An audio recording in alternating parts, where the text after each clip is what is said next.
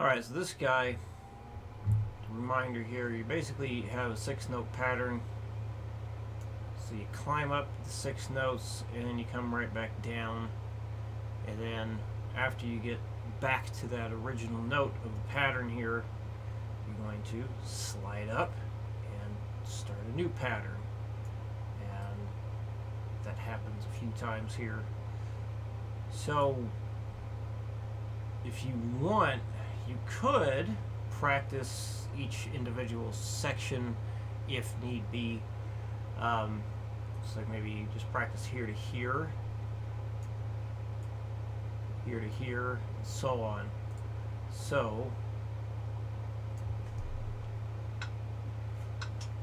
get some volume here.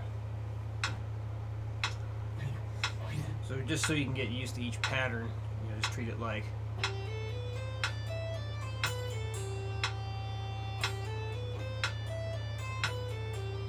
and so on.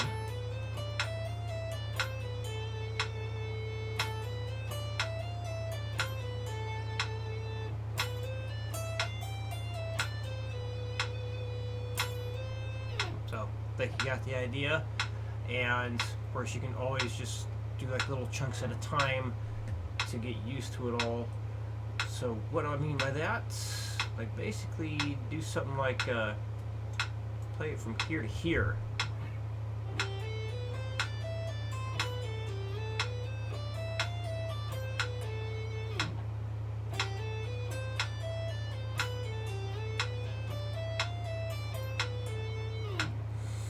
And of course you can do the same idea here. However, I would treat this as if you're starting on the downbeat. I wouldn't wait until you hit that last chunk of the beat here. Just make it easy and just play it from the downbeat.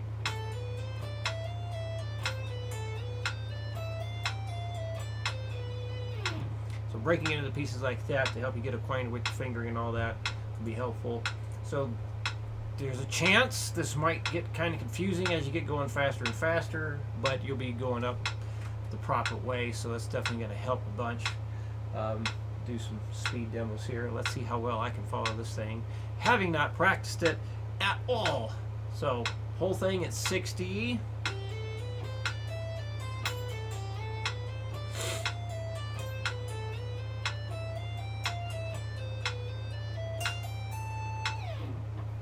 So typically what I do, picking wise on this,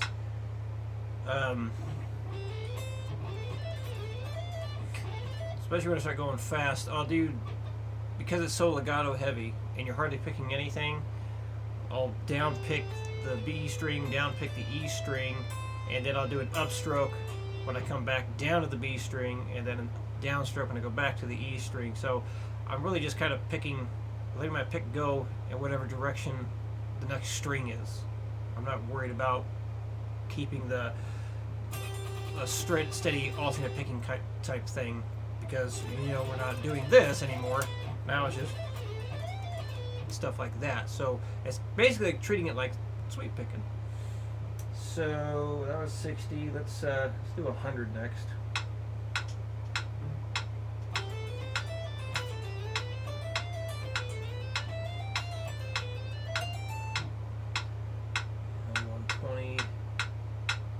Jump too high too fast.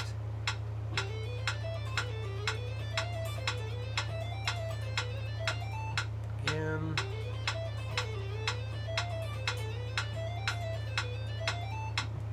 So yeah, it can really get funky trying to keep the proper rhythm and pacing and all of that with this guy.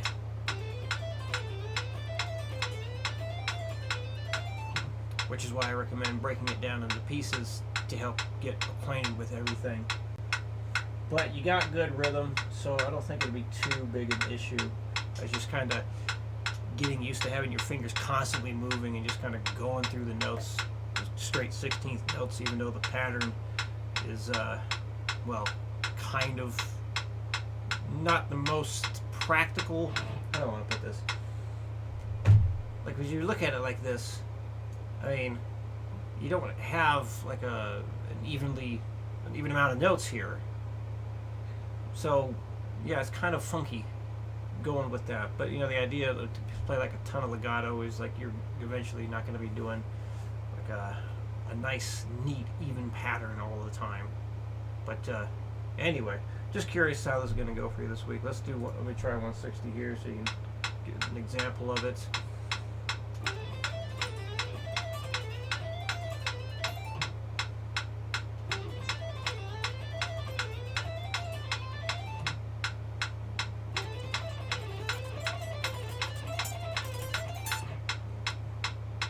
Just felt like picking it there.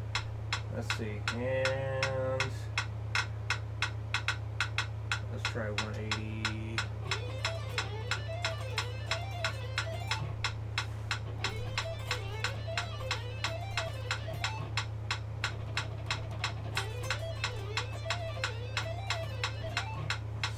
So, all right, I think that gets the point there for that. So, sweep picking. Following the pick direction there, so you 3 downstrokes in a row, hammer on, pull off, and then an upstroke. Another option you might work on someday is actually doing an upstroke here and then a pull off. So again, that's just an option, maybe somewhere down the road. I do advise sticking with this first because you're going to get way faster at it. But anyway, what I was talking about there, so instead of just going down, down, down, hammer, pull off, and doing it like that, sometimes, depending on what I'm playing, I might want to do something like this. So down, down, down, up, pull off, and then another upstroke. Like if I want a different sound on the attack there. So that sounds a little bit different than this. So, just so you know, that is a thing you can do eventually, but, you know, I just stick with what it is right now. And slight palm mute on like the G and the B string when you're doing this stuff. So notice how my wrist is kind of going down like this. I'm not moving my arm to get string to string. Now, if I'm doing like the 5-string deal here like that, yeah, my arm's gonna have to move a little bit. But for this, it's really kind of feels like it's just more of the wrist kind of repositioning where that pick is, and my thumb and forefinger move a little bit too. But anyway, when you're building it up real slow, you're going to get acquainted with how your hand wants to be. But like the idea, I think you're already doing it. So you want the pick in that downward slant for actually all of this. So, because you got your down, down, down like that, and having the downward slant is going to let the pick just glide across the strings. And then doing that upstroke with the downward slant. So, remember the whole opposite thing. When you leave on an upstroke, you want to be in a downward slant. So this way, you're up and out of the way of the strings to start that downstroke again, beginning the shape all over again. So I would treat each one of these as its own exercise. Build it up slowly, each one of them. And good chance that you're going to have a shape that you're much better at than the others. So I wouldn't concern yourself with trying to get the same speed for all 3 shapes right now. Just allow yourself to get acquainted with them the best you can. So let's do a few different speeds here. I'll just play it as it's written. Yeah, anytime you notice excess string noise happening, like when you change strings, just double check to make sure that you're palm muting a little bit there, so this way we don't have any unwanted string noise when you leave the strings. So here we go, first one. Make sure you're lifting your fingers up after you leave the note. Don't do this. Don't leave your fingers down. Lift them up. Just remember to talk about that. Alright, here we go from the top again.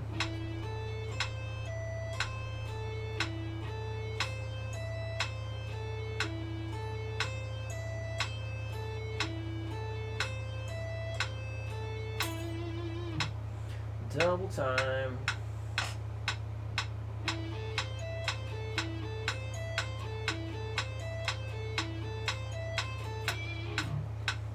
$160.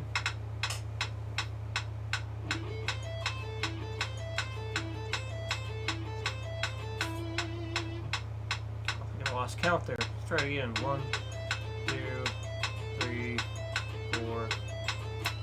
There we go. 200.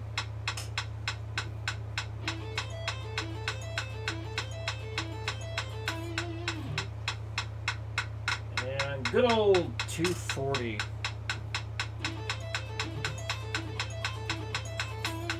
If you get to 240, go ahead and do triplets instead.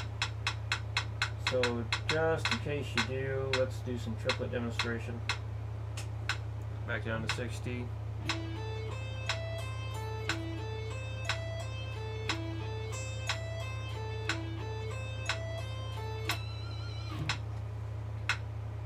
$120.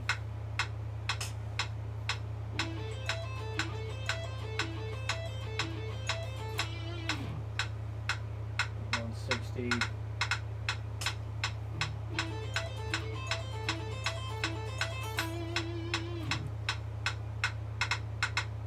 $200.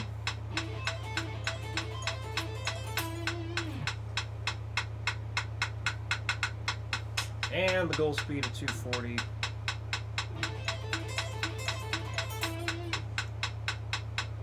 I don't know if it did enough. Maybe it did 3. I don't know. Do it again. 1, 2, 3, 4. That's right. So, and then just make the same approach with the diminished as well. So, yeah, I'll typically, with this shape, use my first, second, first again. But this is a totally legit way of doing it. Basically, like taking that D minor chord shape, moving it up here. And you can do that. And then with the diminished, yeah, first, third, first, and fourth finger. And the major first, second, first. So, but again, one thing talking about with that minor shape. So when you start combining these sweep shapes, now let's say we're going to go from this G chord, this G arpeggio, into the A minor. So one advantage of starting with your index finger, so I just ended that shape with my middle finger. The index finger is free to begin that minor shape. So if you do the minor shape this way all the time, what's going to happen is if you're going to transfer from a major arpeggio into the minor arpeggio, what you finish here with this G chord or the G arpeggio, you're finishing with the finger you're going to start the next shape. It is possible to get going fast, but I just want you to have a heads up with that, because probably next week that's going to be the last one for the month. Might give you some stuff for you to practice going from shape to shape and whatnot. So doing this, it's almost like you're going to have to kind of set yourself up for a finger roll. It's kind of like get a little flat there, so this way when you go to that back to the G string to start the minor shape, your middle finger is going to be ready to go.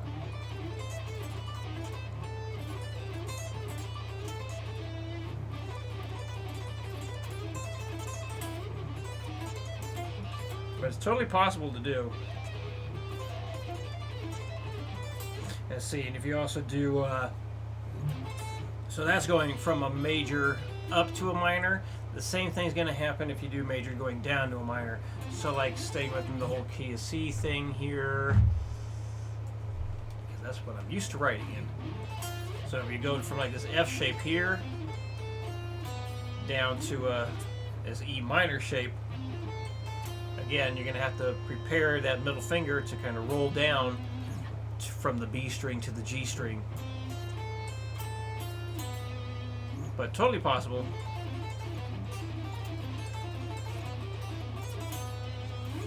So, again, just wanted you to have a heads up with that when preparing for more and more stuff. Yeah, if you have any questions, please let me know. And yeah, we'll discuss like plans that you can make for yourself and continuing pushing your technique stuff. But yeah, talk more about that next week. See you then.